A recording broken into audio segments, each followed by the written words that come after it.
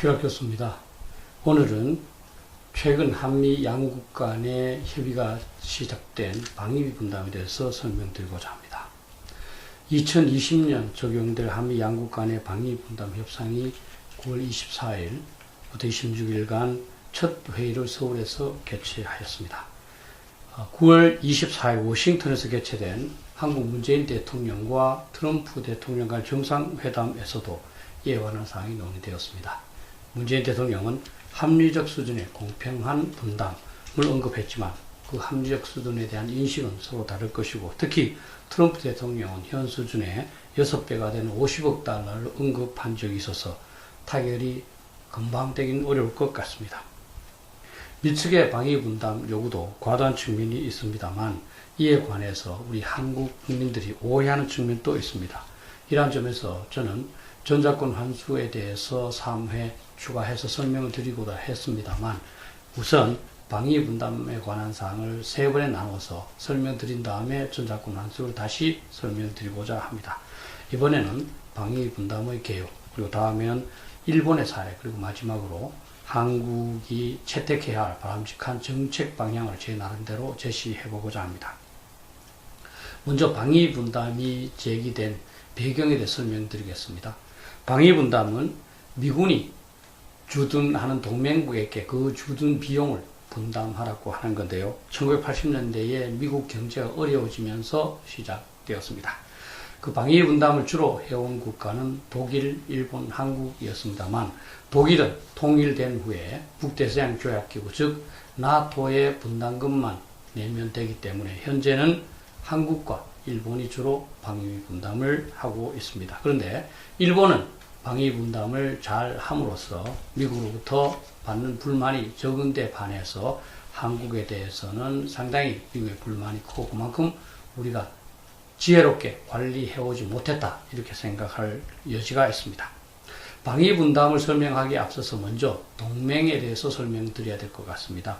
동맹에는 국력이 대등한 국가끼리의 동맹, 그것을 대칭 동맹이라고 합니다. 그리고 국력의 격차가 큰 강대국과 약소국 간의 동맹은 비대칭 동맹이라고 합니다. 그런데 대칭 동맹은 유사시 서로의 군사력을 지원해 주는 것이 가장 중요하고, 그 교환 관계로 동맹이 유지됩니다. 그런데 비대칭 동맹의 경우에는 강대국은 군사력이 강해서 약소국의 군사력이 별로 필요하지 않습니다. 따라서 강대국은 약소국에게 안보 지원을 해주지만 약소국은 군사적이나 안보적 지원 대신에 강대국이 요구하는 사항을 들어주는 그런 교환 관계를 선택하게 됩니다. 그래서 미국의 알트펠트 교수는 이것을 자율성 안보 교환 관계, 교환 모델이라고 했습니다. 즉, 약소국이 자율성을 양보해서 강대국의 그 요구를 들어주고 그 대가로 강대국의 안보 지원을 받게 된다는 겁니다. 한미동맹은 비대칭 동맹의 전형적인 사례로서 한국은 동맹을 통해서 북한 위협을 억제 및 대응하는 안보적 이익을 얻고 대신에 미국의 정치적 영향력을 감수하는 것은 물론 주한미군 기지 제공, 작전 통제권 양보 등의 자율성을 양보해 왔으며, 방위비 분담도 그 일환입니다. 다시 말하면 방위비 분담은 미군의 주둔 또는 한미 동맹의 강화를 위해서 필요한 조치라는 것이죠. 미국이 방위 분담만을 강조해온 것은 아니었습니다. 미국은 처음에는 책임 분담, 부담 분담이라고 해서 그 범위를 넓혔습니다. 그러나 결국은 돈이 중요하기 때문에 비용 분담으로 돈을 지원받는 쪽으로 좁혀졌습니다. 한국이 말하는 것이 바로 이 비용 분담입니다. 미국이 주장해온 부담 분담과 비용 분담의 그 체계를 제가 표로 한번 설명을 드려보겠습니다. 표를 보시면 부담 분담에는 한국의 국방비, 세계 평화를 위한 미국의 활동을, 군사적 활동을 지원하는 그 한국의 지원, 한국의 해외 군사 원조가 있고, 거기에 비용 분담도 포함됩니다. 방위 분담이라고 말하는 비용 분담은 직접 지원과 간접 지원으로 구분되는데, 간접 지원은 세금을 면제해 주거나 미군의 주둔을 위한 토지를 제공하는 등을 말합니다. 직접 지원은 미군 내 토지 토지에 대한 다양한 그 어떤 금전적인 지원을 하는 거라든지 한국군 병력을 지원하는 것이라든지 그 다음에 미군 기지의 이전을 지원하는 것으로 이러한 것들은 소파 주둔군 협정에 포함되어 있습니다. 그러나 직접 지원 중에서 근거가 없어서 특별 협정을 맺어서 지원하는 게 있는데 그것이 바로 현재 한미 양국 간에 협상하고 있는 방위비 분담입니다. 이 방위비 분담은 미군 기지의 유지와 관리를 위해서 고용한 한국인 근로자에 대한 임금, 또 미 군수물자의 이동 비용, 그리고 미군이 주둔함으로써 필요해지는 비전투시설 또는 한미 양국군이 함께 사용하는 전투시설의 건설에 사용되게 됩니다.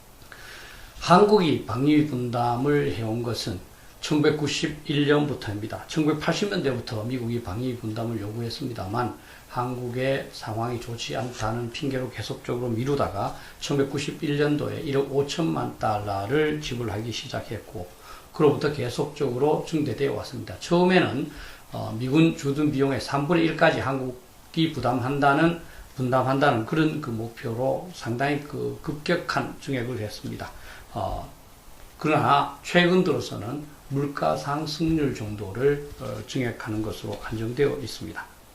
그런데 미국 트럼프가 대통령에 당선되면서 이 방위 분담 문제가 점점 한미 간에 심각한 상황이 되고 있습니다. 트럼프 대통령은 이를 급격히 요구했기 때문입니다. 그래서 지난해에는 우리 한국군 국방비 증액률과 같은 8.2%를 증대시켰고 그래도 미국은 적답고 계속 요구하고 있는 겁니다. 지금까지 한국이 분담해온 방위 분담의 액수와 증감 비율을 제가 표로 하나 정리를 했습니다. 표를 보시면 자세한 사항을 알 수 있습니다. 한국이 미국에 제공하는 방위 분담은 앞에서 설명드린 바와 같이 인건비, 군사 건설비, 군수 지원의 세 가지로 사용됩니다. 2018년을 기준으로 할 경우 인건비가 39%, 군사 건설비가 46%, 그리고 군수 지원비가 15%를 차지했습니다. 그리고 이러한 방위 분담금은 현금 또는 현물로 지원되는데 군사 건설비 중에서 설계와 감리에 해당되는 12%는 미국에서 사용할 수 있습니다. 따라서 이 12%를 제외한 88%는 전부 한국에서 소비하도록 되어 있는 구조입니다. 근데 지금까지의 방위 분담에 대해서 우리는 반성할 부분이 좀 있습니다. 뭐냐면 한국은 나름대로 최대한의 방위 분담 노력을 해왔는데 미국의 불만이 크다는 겁니다. 트럼프 대통령은 2015년 10월 12일 공화당 대통령 후보로서의 선거 유세에서 한국이 부담하고 있는 방위 분담을 푼돈이라고 표현하면서 증액 필요성을 강조했습니다. 미국 우선주의를 주창하면서 트럼프 대통령은 한국의 방위 분담 증액을 요구하고 있을 뿐만 아니라 증액한 내용을 국민들에게 자랑하고 있기도 합니다. 일본은 유사하게 방위 분담을 하고 있지만 이와 같은 불만을 적게 받고 있는데 이에 비해서 한국은 불만을 많이 받고 있습니다. 뭔가 우리가 지혜롭게 못한 부분이 있다고 봅니다. 2018년 방위 분담 협상 과정에서도 우리는 조금 실수한 점이 있는 것 같습니다. 지나치게 금액에 치중한 나머지 기존에 5년 단위로 해오던 협상을 1년 단위로 하는데 합의를 했고 그렇기 때문에 매년 방위 분담을 미국과 협상하면서 한미 동맹이 어떻게 될까봐 불안하게 생각해야 되는 상황이 됐습니다. 당시 트럼프 대통령은 기존 금액의 2배까지 처음에는 증액을 요구하다가 타깃 임박해서는 12억 달러까지 낮췄습니다. 그러다가 해리슨 미국 대사는 10억 달러까지 낮췄습니다. 사실은 현재 하는 거에 비해서 몇백억만 더 증액되면 가능한 수준이었습니다. 사실은 그렇게 해서 5년 단위로 했었으면 현재 이와 같은 어려움을 겪지 않아도 되지 않는가 하는 그런 아쉬움이 있습니다. 일본의 경우를 한번 볼 필요가 있습니다. 일본은 한국과 비슷하게 제공하고 있습니다만 미국을 상당히 지혜롭게 관리하는 것 같습니다. 그런데 한국은 지나치게 금액에 집착하고 언론과 전 국민이 방위 분담에 대해서 일방적으로 성토하고 비판하는 자세를 보인 점이 있습니다. 따라서 미국을 감정적으로 건드린 측면도 없지 않다 이렇게 봅니다. 국민 여러분들께서는 방위분담 증액에 당연히 반대하실 거고 저도 저의 세금이 미군을 위해서 사용되는 것에 대해서 즐겁게는 생각하지 않습니다. 그러나 북한의 핵 위협으로 인해서 미국의 해구산을 포함한 확장 억제가 필수적인 한국이기 때문에 어느 정도의 돈을 주더라도 미군을 최대한 활용하는 것이 더욱 중요하다고 봅니다. 만약에 방위분담금을 일정 부분 증액을 해서 미국의 확장 억제가 확실해질 수 있다면 우리는 그것이 더욱더 이익일 수도 있고 그만큼 우리 국방비를 절약할 수도 있다고 봅니다. 따라서 현재 상태에서 중요한 것은 미국의 요구를 일방적으로 비판하는 것이 아닙니다. 현재 상황에서 어떤 것이 한미동맹을 유지하면서도 미국의 방위분담 증액 요구를 무마시키느냐 하는 그 지혜로운 생각이 중요합니다. 미국을 하여금 한국의 기여를 긍정적으로 어떻게 하면 전환시킬 수 있을까를 고민하는 것이라고 봅니다. 미국에 반대하는 것은 단순하고 매우 쉽습니다. 그러나 미국을 효과적으로 관리해 나가는 것은 매우 어렵고 상당한 지혜가 필요한 상황입니다. 우리 국민들 여러분께서는 다소 불쾌하지만 반미 의식을 표출하지 않고자 노력할 필요가 있고 특히 정부는 감정보다는 이성과 지혜에 근거해서 이 문제를 합리적으로 풀어나가야 된다고 봅니다. 앞에서 언급했지만 현재 미국에 대해서 상당한 액수의 방위비 분담을 하고 있는 국가는 한국과 일본입니다. 따라서 한국의 입장에서는 일본의 사례를 참고할 필요가 있습니다. 특히 일본의 사례에 대해서는 다소 오해가 있다는 점에서 다음 유튜브를 통해서 설명을 드리고자 합니다. 참고가 됐으면 좋겠습니다. 감사합니다.